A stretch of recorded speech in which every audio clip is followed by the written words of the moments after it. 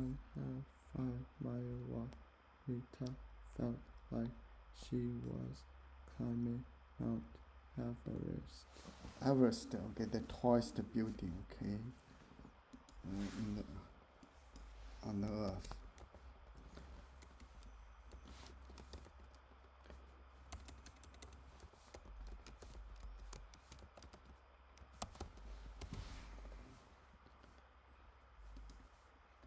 Yeah, very tall, okay, very difficult to climb, okay. Rita felt he was climbing Mount Everest. Rita felt really tired.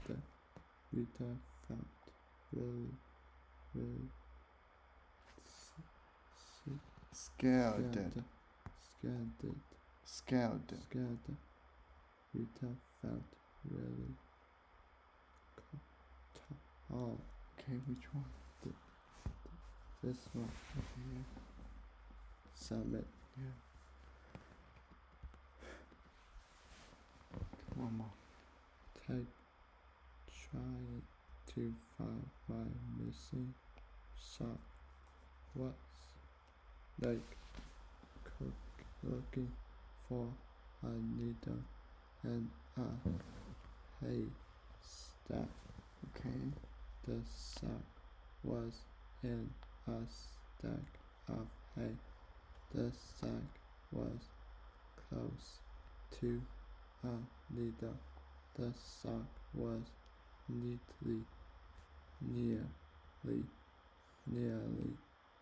impossible to find. Okay, which one? This one. Summit. Okay, good. Very good.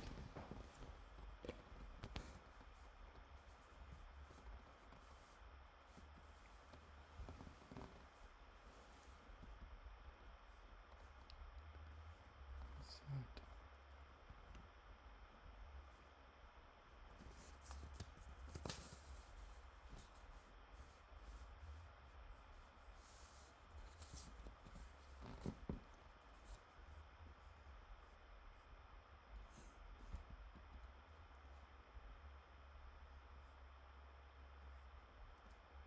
I have already read that part. Let's watch this part.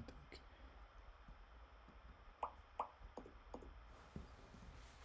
Figures of speech are non-literal words or phrases that can create powerful and memorable images in readers' minds. Writers frequently use figures of speech to communicate meaning and tone. For example, an author might write, "Ava is a ray of sunshine." Now, we know that Ava isn't literally a ray coming from the sun. Instead, the author uses a figure of speech to show that Ava has a bright outlook on life. This figure of speech communicates something essential about Ava's character and does it with an upbeat tone by comparing her to bright sunlight. Let's learn a little more about different figures of speech and look at how they affect meaning and tone in some passages from real books. First, let's explore metaphors. Metaphors are figures of speech that directly compare two unlike things without using like or as. So, in the sentence, "Benjamin is a bear in the morning," the author compares Benjamin to a bear, letting the reader know that he is definitely not a morning person. Get that man some coffee stat. Now let's see if we can find the metaphor in this passage. Marilla. Anne sat down on Marilla's gingham lap, took Marilla's lined face between her hands, and looked gravely and tenderly into Marilla's eyes. "I'm not a bit changed, not really. I'm only just pruned down and branched out. The real me, back here, is just the same." Do you see the metaphor? I'm only just pruned down and branched out. In gardening, pruning is the process of trimming leaves and branches to make a plant healthier. Anne uses a metaphor to compare herself to a plant that has been pruned. She's basically saying that just like a plant that's been trimmed a little here and there, Anne has also changed in some superficial ways. But a plant that's been pruned down is still the same plant, just like deep down, Anne is still the same person she's always been. Now, she could have just said, "I may look a little different, but the real me is just the same." But that isn't nearly as descriptive or interesting as comparing herself to a plant that has been pruned down and branched out. See how metaphors help you see things in a new and engaging way? Now, let's branch out and try another figure of speech. This time, we're looking at similes. Like metaphors, similes compare two dissimilar things, but similes use like or as to make the comparison. Here's an example. Time passed like a snail crawling across a rock. By comparing time to a snail, this simile highlights how slowly time seemed to pass. The writer could have just said, time passed slowly, but that's a little boring. The image of a snail's slow crawl makes for a much more vivid description. Let's see if we can find the simile in this passage. The sun was setting in red splendor over the gray and purple hills, and the canal lay smooth and shiny in the shadow. No ripple broke its surface. It was like a gray satin ribbon between the dusty green meadows that were on each side of its banks. Do you see the simile? There it is. The author compares the canal to a satin ribbon using the word like. By comparing the canal to a satin ribbon, the writer highlights its sleek, silky appearance. This simile really engages our senses of sight and touch. You can almost feel the smoothly textured surface of the canal water. And the image that the simile creates adds a lot to the passage's serene tone. Let's look at one more figure of speech. Personification is a figure of speech that gives human traits to animals or objects and helps us think differently about them. Here's an example. The trees watched silently as the sun rose into the morning sky.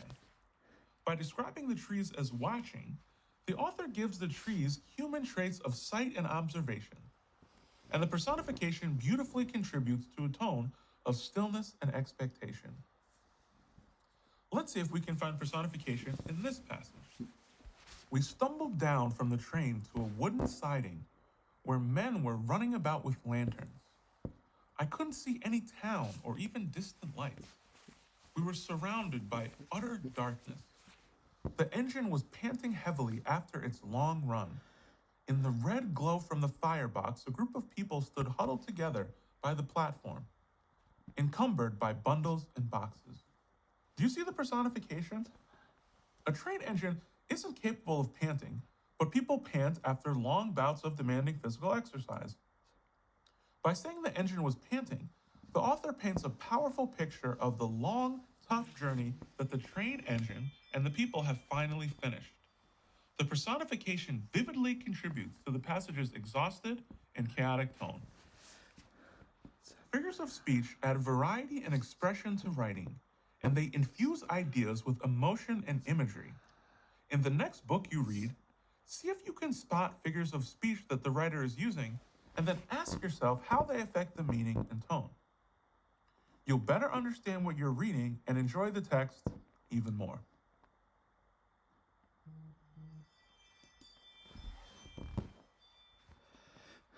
Okay.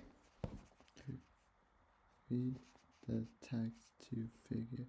The figure of speech is shown in bold. Okay, do you see the bold? What's okay? It was the strangest story Winnie had never heard. This she soon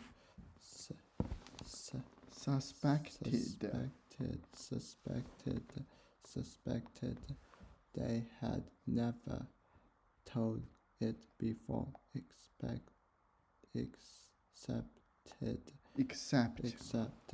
except to each other that she was their first real audience. Okay, audience, the person who listens. Audience, for they gathered around like children at their mother's knee. Do you know where's the knee? There's a knee. Knee, yeah. Knee, okay. Each type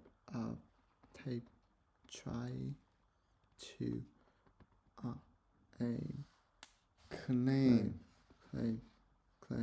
her attention. Good. And sometimes they all talk at once and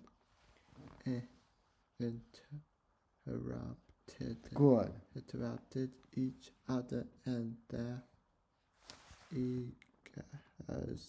eagerness. Okay. Oh, actually, it's okay. So the bold word. You can read the bold word. No. The bold. No, in that paragraph. The children at their mother's knee. What does the simile tell you? It suggests that the teacher characters are younger kids. Young kids. It suggests that the characters want to be noticed. Okay. Yeah. Which one? This one. Maybe. This one. Okay. Okay. Summit. Sand. Look. Okay. Look. Read this one. Look. Oh, why? I don't know. I want to shoot the icon. Okay.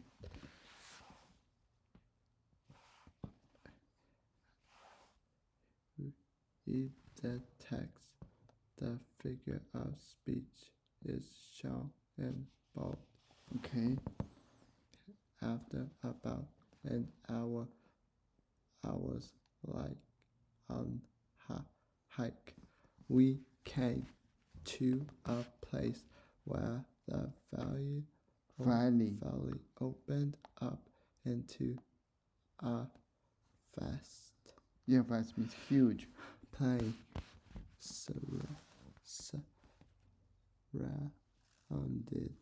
surrounded by mountains.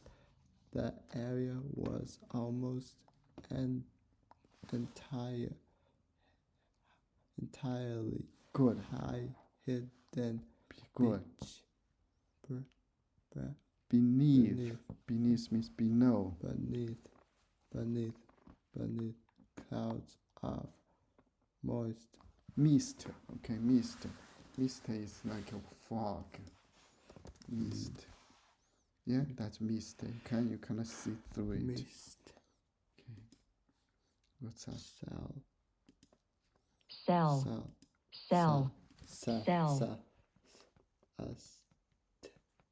Single room. A single room.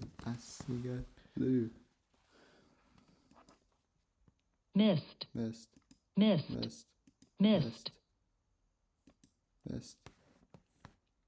Waterfall in the form of very small drops. Okay. Floating in the air. Okay, like that. Yeah, you see the water floating here. Yeah. Mist. Okay, spell it. M-I-S-T. Mist. Okay. We could barely see the shore. So the mist. Okay. Mist.